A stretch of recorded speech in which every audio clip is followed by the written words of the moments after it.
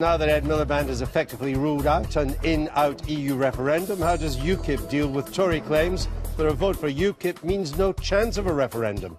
UKIP leader Nigel Farage joins me for the Sunday interview. Ed Miliband's announcement last week that a Labour government wouldn't hold a referendum on Europe unless there's another major transfer of powers from Britain to Brussels, which he says unlikely, has certainly clarified matters. UKIP says it just shows the mainstream parties can't be trusted. The Conservatives think it means UKIP voters might now flock back to them as the only realistic chance of securing a referendum. Here's our Giles. When it comes to Europe and Britain's relation to it, the question is whether the answer is answered by a question. To be in or not to be in, that is the question. And our politicians have seemed less interested in the question itself, but whether they want to let us answer it. Labour clarified their position last week, sort of. There will be no transfer of powers without an in-out referendum, without a clear choice about whether Britain will stay in the EU. That seems yes to a referendum, but hold on. I believe it is unlikely this lock will be used in the next Parliament.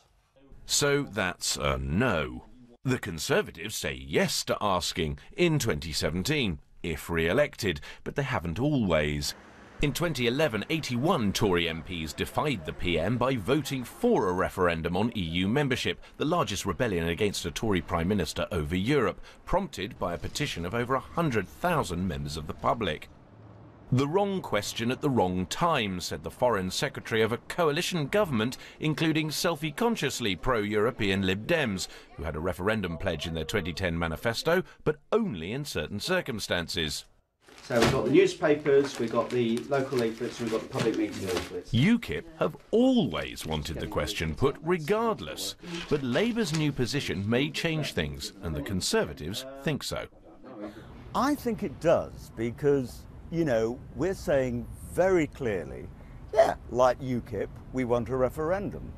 But only a Conservative government can deliver it, because most psephologists, in fact I think every psephologist would say, you know, it's actually impossible with the first past the post system to have a UKIP government. Up the left and come down the right. UKIP seem undaunted by the clarifications of other parties, campaigning like the rest of them, but with a tell it how it is, just saying what you're thinking, we aren't like them attitude. More worrying about us and what we want, and I don't see none of the other parties. In parts of the UK, like South Essex, it's a message they think's working. They're taking the voters for granted again, and the people have had enough. You know, they're angry that they see politicians saying they're going to give us votes on the European Union, but then say, oh, maybe sometime down the road. Well, obviously the Tories have been pretty quick to capitalise on this Labour announcement, saying Labour and the Lib Dems won't give you a say, UKIP can't give you a say, only the Conservatives can and will give you a say on the referendum. So does it change things? Not really. We've been talking about a referendum and having that debate on the European Union for years, and the other parties seem to keep playing catch-up. They've got a trust issue, nobody trusts them on the European Union, and that's why people are coming to us. Who the average UKIP voter is, or how they voted before, is complicated, and what dent they might make on Conservative and Labour votes in 2015 is trickier still, but someone's been crunching the numbers anyway. We reckon it's somewhere between 25 and 30% of the electorate broadly share UKIP's motivations. Whatever the numbers, UKIPers seem doggedly determined to dig away at any support the other parties have previously enjoyed.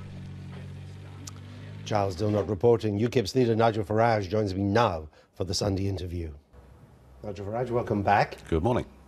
So the Labour Party shot you fox, hasn't it? If Ed Miliband is the next Prime Minister, there won't be an EU referendum. Oh, there's a long way to go between now and the next general election. And as we've seen with Conservative policy, it chops and changes. We had a cast-iron guarantee of a referendum from Cameron. Then we had a period of time when, in fact, he three-line whipped people to vote against a referendum, and now they're for it.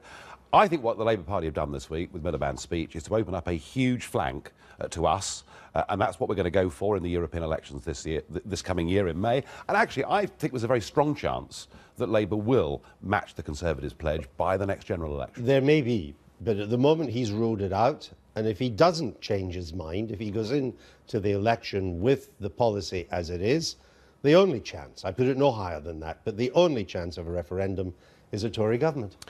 If you thought the Tories were going to form a majority, which I think is very unlikely. Remember, 2/3 of our voters would never vote Conservative anyway. There is still this line of questioning that assumes that UKIP voters are somehow all shy middle-class Tories. We have some voters like that, of course we do, but most of our voters are coming to us from Labour, some from the Lib Dems, and a lot of non-voters. But again, I put it to you that if, come the election, you fail to change Mr Miliband's line, then I repeat, the only chance of a referendum, if you want a referendum, if that's what matters, as the poll suggests, it doesn't actually matter to that many people, but if that's what matters to you, the only way you can get one is to vote Conservative.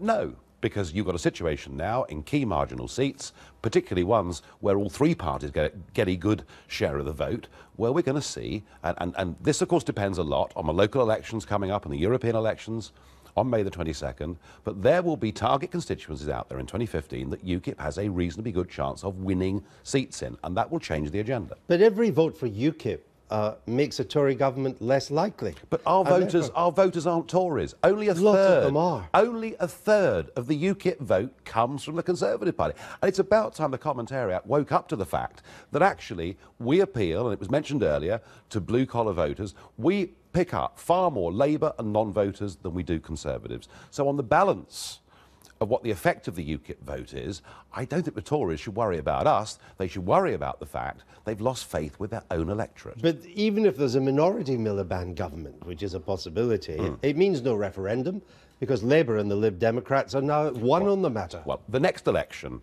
is happening in a few weeks' time. It is the European elections. What happens in those elections very likely will change parties' stance and positioning on a referendum. And I think the fact that Miliband has said this means for us, our big target on May the 22nd will be those Labour voters in the big Midlands and northern cities.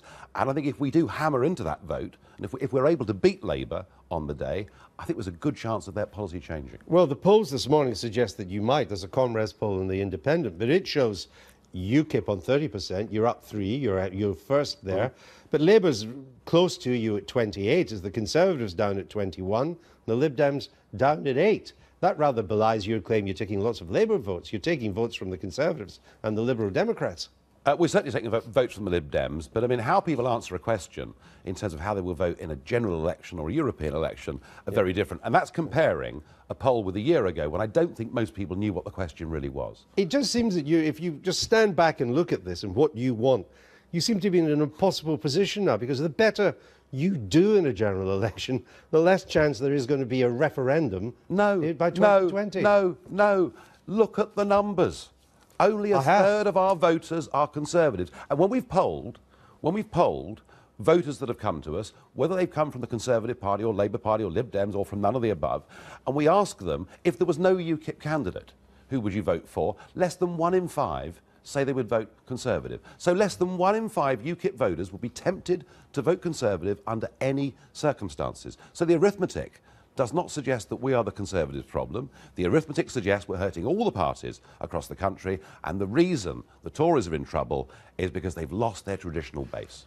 Why do you think Nick Clegg's debating you in the run-up to the I think the Lib Dems are in big trouble. I think that if you look at the opinion polls, suggest that. I mean, at 8%, they could be wiped out in terms of the European elections. You mean they won't have any MEPs? They could go from 12 to nothing. That's absolutely right. And I think that it's a chance for Nick Clegg to raise the profile of the Lib Dem campaign, because frankly, looking at those polls, they're a fringe party in the sense of this contest. So I see it from his perspective as to why he wants to do it. So, but from our point of view, you know, one of our big criticisms has been that we've not been able on BBC National Television to have a full debate on Britain's membership of the European Union and what the alternatives are. So I'm looking forward to it. How are you preparing for the debate? Who's playing Nick Clegg? Well, we've decided not to do that. We've thought about it, but I think actually you can be a bit over-scripted with these things, and it's better to go in saying what you really think and what you really believe. So how are you preparing them? Are you not checking? You're not doing mock debates? I'm not doing a mock debate, no. No, I'm not going to do that. I am checking my facts and checking my figures and making sure, given the time we've got for this debate, that I can actually show the British people that in terms of jobs, we'd be far better off not being within the European Union, not being within its rule book, not suffering from some of the green taxes we're putting on manufacturing industry, and that this idea that in fact all three parties and the CBI say 3 million jobs are at risk, I want to show in that debate why that is complete and utter nonsense. Who do you think is playing you in their mock debates? I wonder. They've probably gone to the local pub and found someone, haven't they? We'll see. We'll see if we find out. Now, speaking of the European elections, Paul Sykes, you know, he's the wealthy Eurosceptic. I think he used to bankroll the Tories. He promised to do, quote, whatever it takes to fund your European election campaign. How much has he given so far? Oh, he's doing, believe me, he's doing stuff. Just give it a few weeks and you will see what Paul is planning to do. Has he given you anything yet? Paul has made a substantial investment in UKIP's May the 22nd campaign already. How much? Well, I don't need to answer that. It has to come public. It will do in a few months' time, but I'm not answering that for now. We are well on our way to a properly funded campaign, and our big target will be the big cities and the big working vote in those communities, and it's the Labour Party votes we're after above all. But your deputy chairman, Neil Hamilton, he's another former Tory as well, he says, so far, we haven't seen the colour of his money. Well, he said that a couple of weeks ago. He said it on March the 1st. He said, yeah, well, exactly 2 weeks ago, and things have changed since then. So Mr Sykes has written a cheque since then? Yes. Roughly how much? Enough. So this morning's paper saying that you're going to ask MEPs to contribute £50,000 each to the party. Is that not true? Over the course of the next 5 years, yes. So it's not for the European campaign? Not for the European campaign at all, no. So you're going into this campaign, you think, properly funded. Lack of money will not be an excuse if you don't do well. No, I mean, the spending limits for European elections are very much lower than they are for general elections. We will have a properly funded campaign. How we raise the kind of money needed to fight a general election afterwards is another question. What is UKIP's policy on employing family members paid by the European Parliament Secretarial Allowance? We don't encourage it, and in my case, I didn't employ any family member for years. So in fact, what happened was my wife finished up doing the job completely unpaid for the first 7 years of my job. But she's paid now? Until May, yes. And in May, she comes off the payroll, which presents me, if I go on doing both jobs, namely leading a group in the European Parliament and a party in this country, leaves me with a huge problem.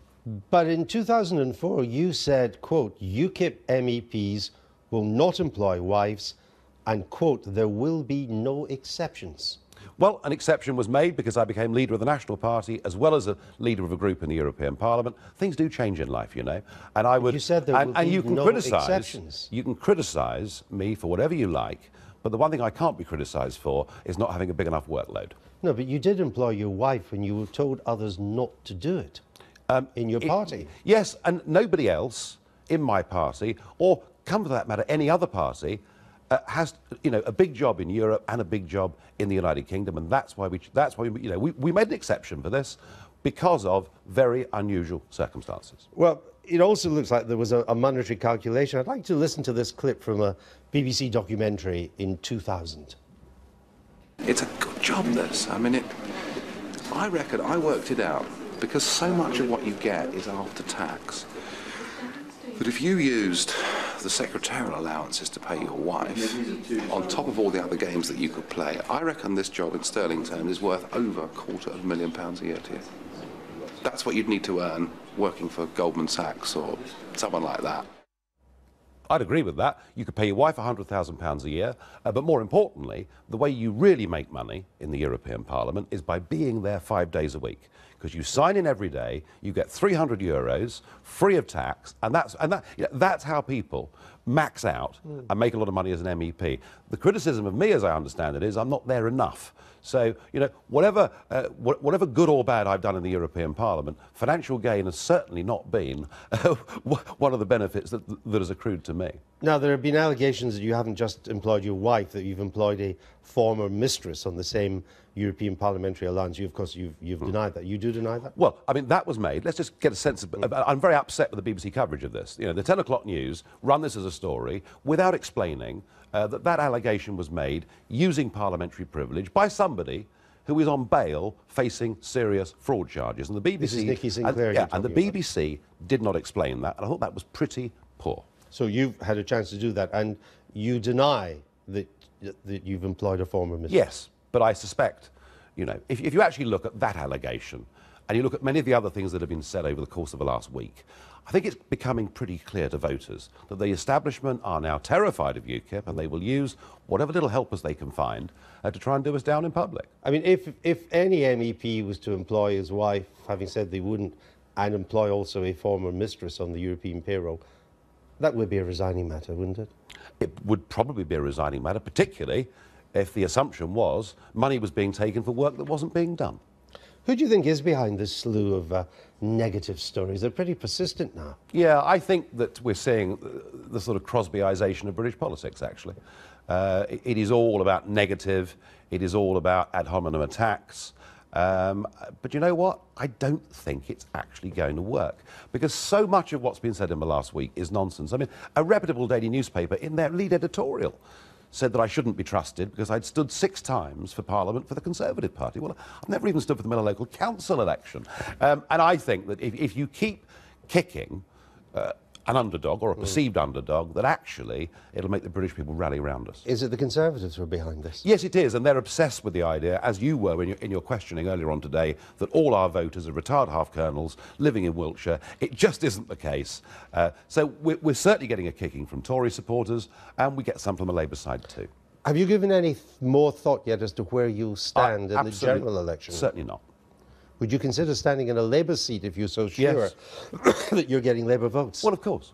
Well, of course. But the key for UKIP is it's got to be a marginal. We showed that at Eastleigh, where the 3 parties all had a reasonable vote share, and we were able to take votes off all of them and very nearly win.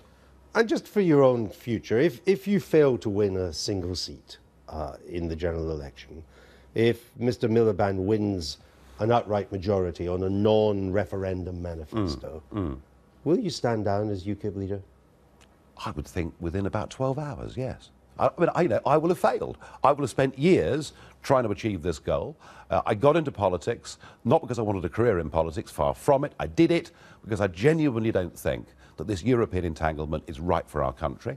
I think a lot of people have now woken up to the idea we've lost control of our borders, it's costing us money, and now is the time, now is the moment for UKIP to achieve what it's set out to do, and I think we're going to do it. And will UKIP continue without you if you Well, of course were it to will. stand down? Well, of course it will. Of course it will. You know, I know that everybody says it's a one-man band, but it's far from that.